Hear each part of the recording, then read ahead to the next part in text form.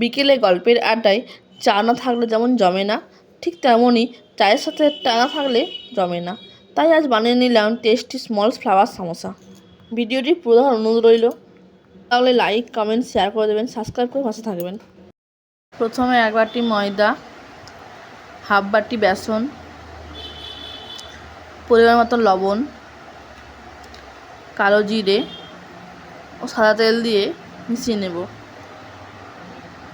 এবার জল দিয়ে মেখে ডো বানিয়ে নেব। ঢাকা দিয়ে কিছুক্ষণ রেস্ট রেখে দেবো। এবার আলুর পুর তৈরি করার জন্য আলুটা মেখে নেব। পরিমাণ মতো লবণ দিয়ে হলুদ, লঙ্কা গুঁড়ো, জিরে গুঁড়ো, বিট লবণ আর চাট মশলা দিয়ে সব শেষে দেবো একটু কাসুরি মেথি।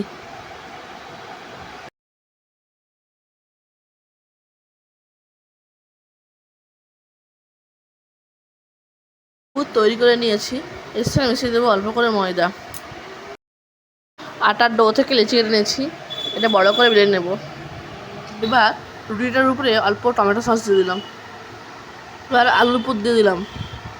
আর একটি রুটি মতন বেলে তার উপরে দিয়ে দেব। এবার চৌকো করে কেটে নেব। এবার একটা সাইড অপর সাইডের সঙ্গে জুড়ে দেব। গরম তেলে ভেজে নেব।